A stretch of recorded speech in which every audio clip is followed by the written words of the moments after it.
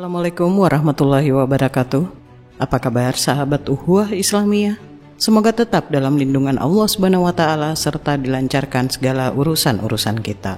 Pada video pembahasan kali ini, saya akan menanggapi saudara Andre Tunggal yang mereaction video dari Ustadz Kainama yang membahas tentang Yesaya 29 ayat 12.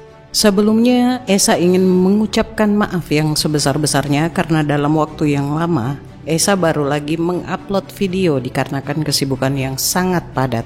Dan untuk pemirsa yang ingin mendukung channel Esa Raflesa dalam kegiatan, saya sertakan link pada deskripsi. Atas dukungan dan doanya, Esa ucapkan terima kasih banyak. Semoga Allah membalasnya dengan berlipat-lipat. Amin. Nah, bagaimana videonya? Mari kita lihat dan tanggapi poin per poin. Check it out.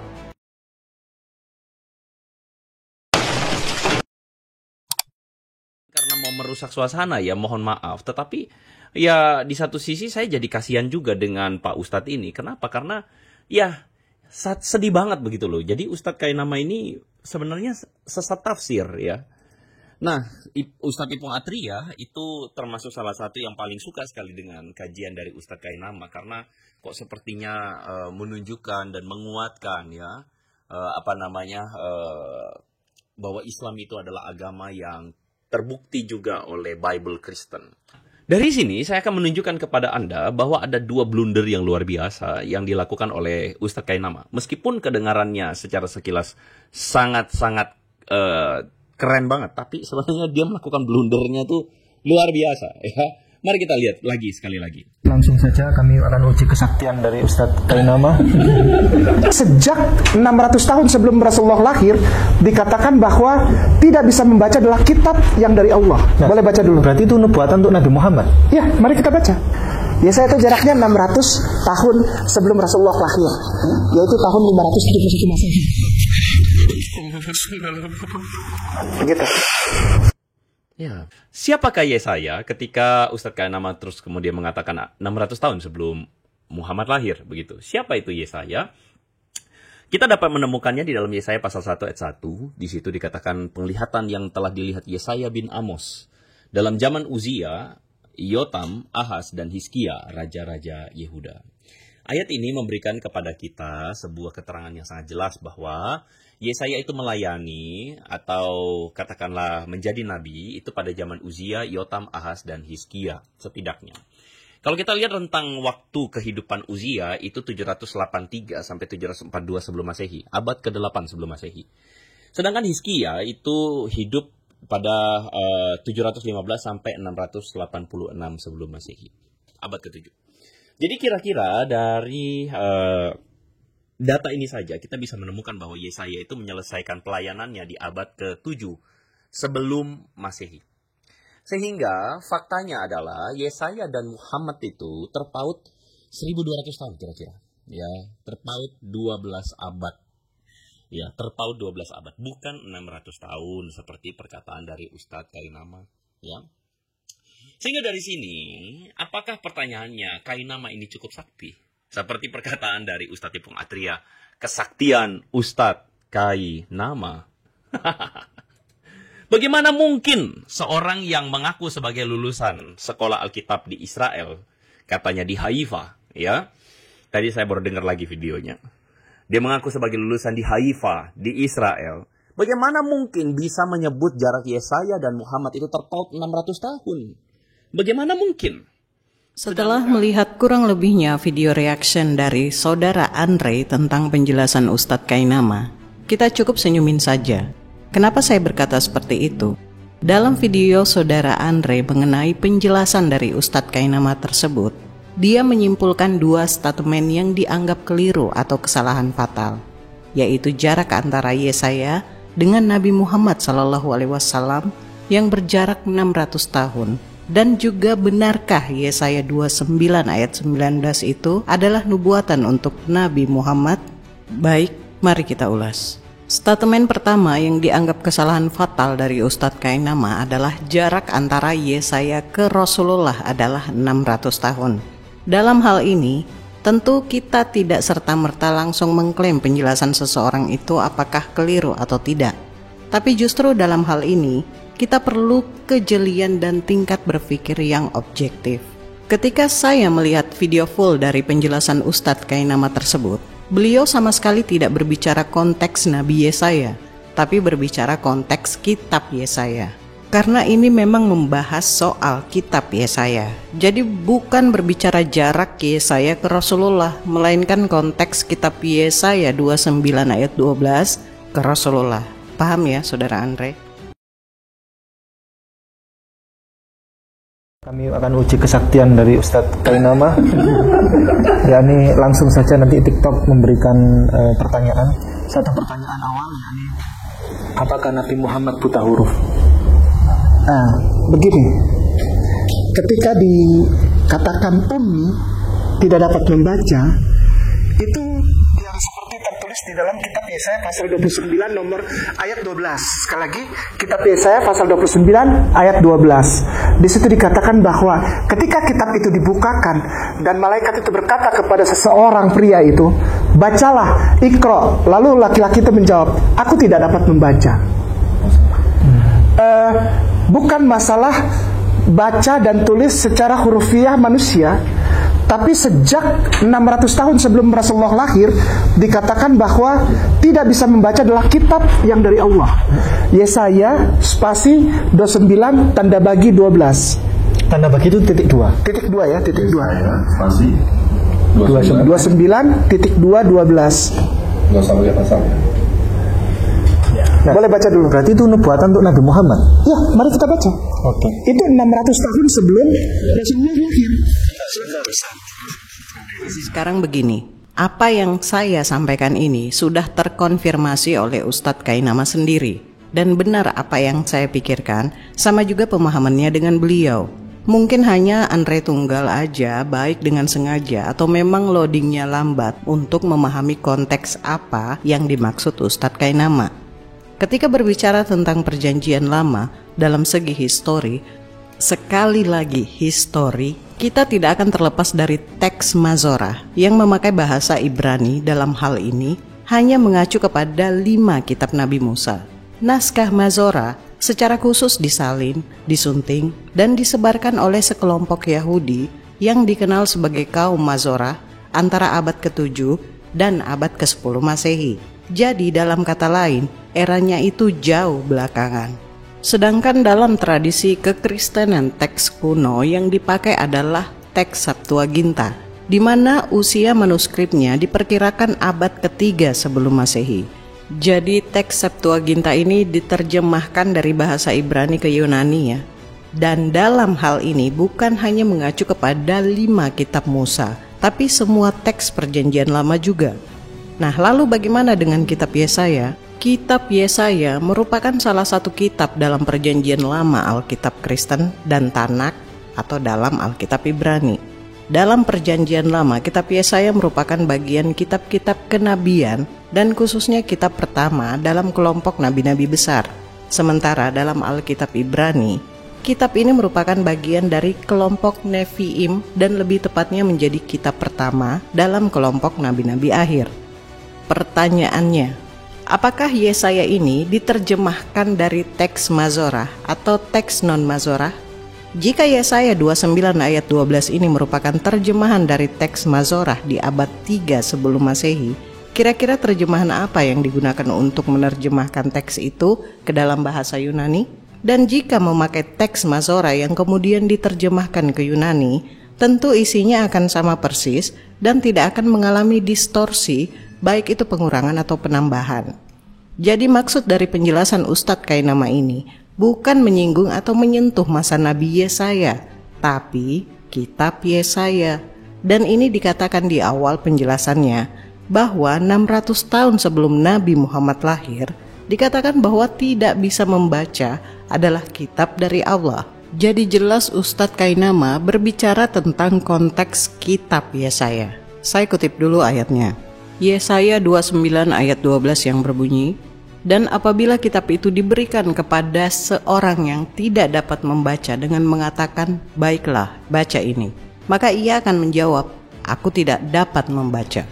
Ya, seperti yang saya bilang tadi ya, bahwa mereka merasa bahwa ada kecocokan dalam Yesaya 29 ayat 12 bahwa ada orang yang diberikan kitab lalu kemudian orang itu mengatakan aku tidak dapat membaca. Itu cocok banget dengan kesaksian dari Al-Alaq 1-5 ya, bahwa ketika Nabi Muhammad itu katanya berjumpa dengan Jibril, disuruh Iqra, baca, lalu kemudian Muhammad mengatakan aku tidak bisa membaca ya. Ya cocok katanya ya. Jadi baca dulu, berarti itu nubuatan tuh. Jadi ini yang bikin ustadz tersebut menangis ya. Yesaya 29 ayat 9. Apakah memang ini adalah nubuatan untuk Muhammad ya? Di sini dikatakan, dan apabila kitab itu diberikan kepada seorang yang tidak dapat membaca dan dengan mengatakan, baiklah baca ini, maka ia akan menjawab, aku tidak dapat membaca. Ini adalah sebuah statement yang di-highlight oleh Ustadz Kainama untuk kemudian meyakinkan para pendengarnya bahwa ini perkataan yang ditujukan kepada Muhammad. Sehingga Ustadz ini menangis sejadi-jadinya karena dia terharu sekali ada nama Muhammad, mengira bahwa ini nubuatan terhadap Muhammad di dalam kitab Yesaya. Inilah cocok logi dari kaum buta konteks. Cocok logi dari kaum buta konteks. Kenapa demikian? Saya mengajak Anda, teman-teman, mari kita belajar ya. Mari kita belajar. Mari kita lihat apa itu Yesaya 29 ayat 12 itu ya.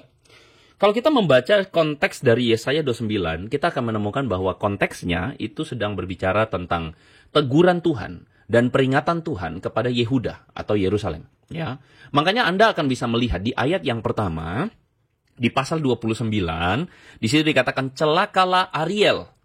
Ariel itu nama lain dari Yerusalem. Ya, celakalah Ariel. Nah, ini aja dari sini kita udah bisa punya, Anda yang logikanya atau rasionalnya sehat, sudah bisa menduga, mengira, wah ini apakah nubuatan untuk Muhammad, sedangkan konteksnya adalah teguran, peringatan Tuhan buat Yerusalem.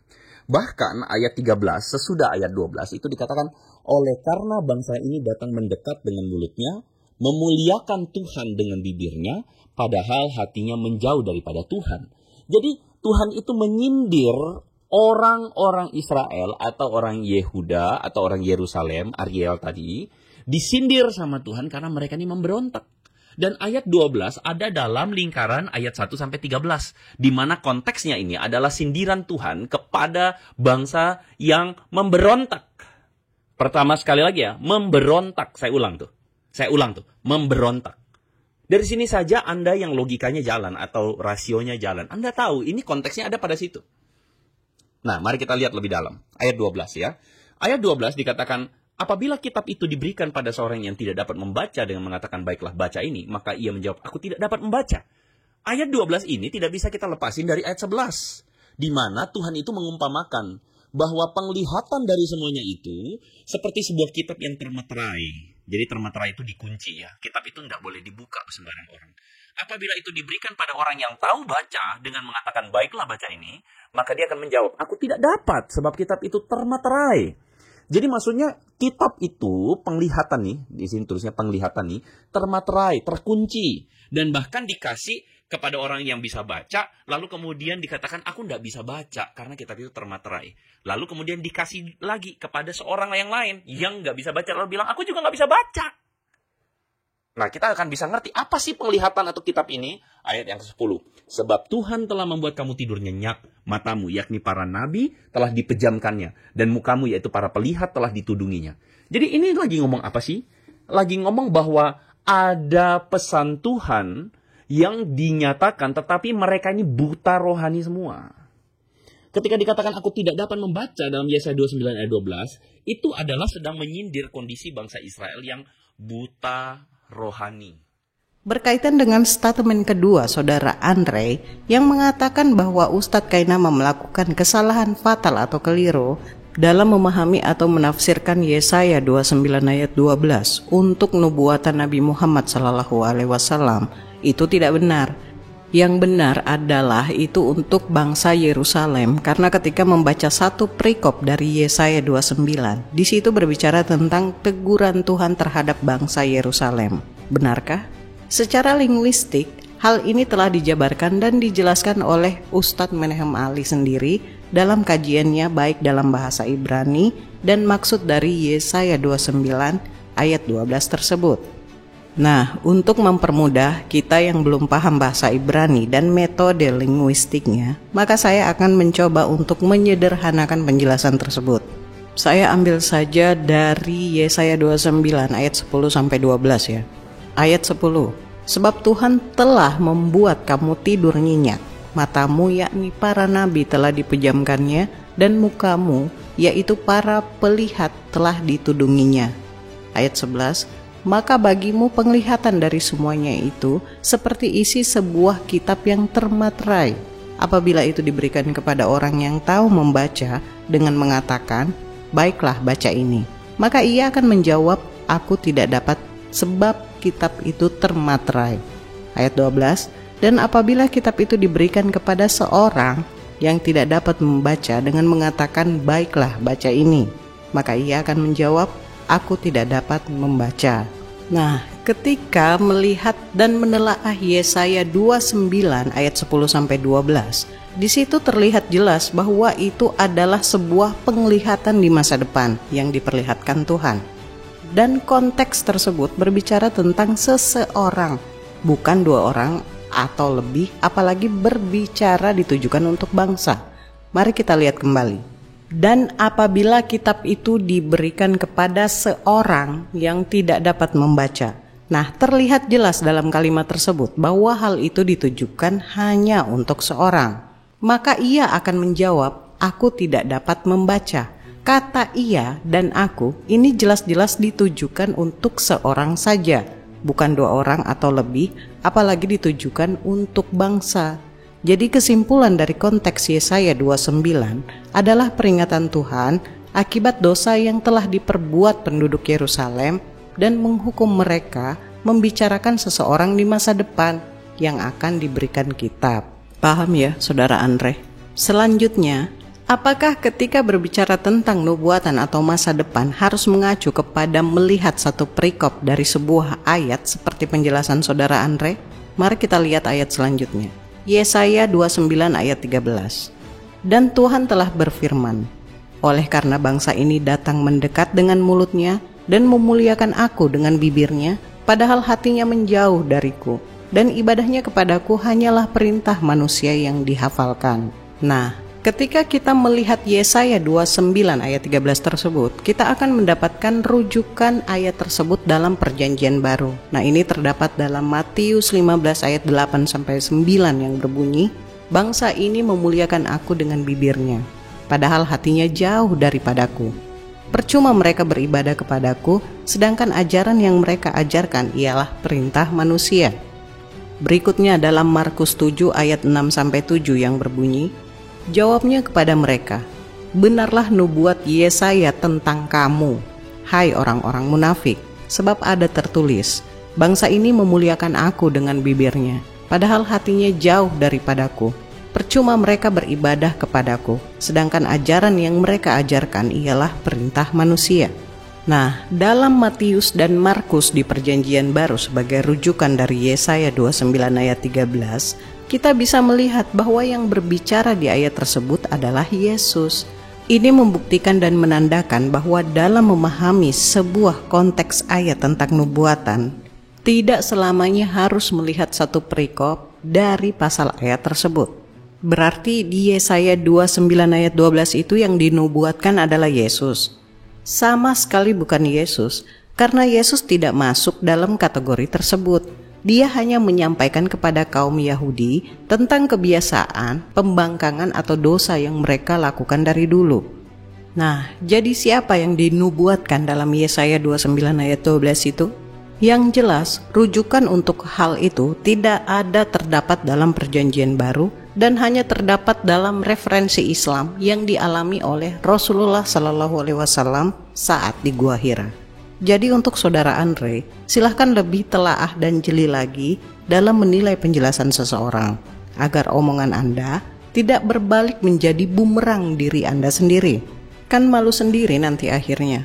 Bukan Ustadz Kainama yang melakukan kekeliruan atau kesalahan fatal, tapi justru Anda yang melakukannya, karena ketidakjelian Anda dalam menyerap suatu informasi.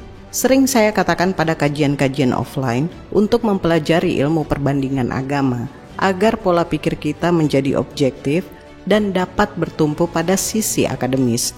Taruh dulu sifat fanatisme dan fobia pada laci. Kenali literatur dengan baik, metode yang diterapkan, dan lain sebagainya. Jadi seperti biasa, kebenaran absolut hanya milik Allah dan kekhilafan mutlak pada Esa Rafflesia. Silahkan pemirsa yang menilainya sendiri ya. Saya rasa cukup.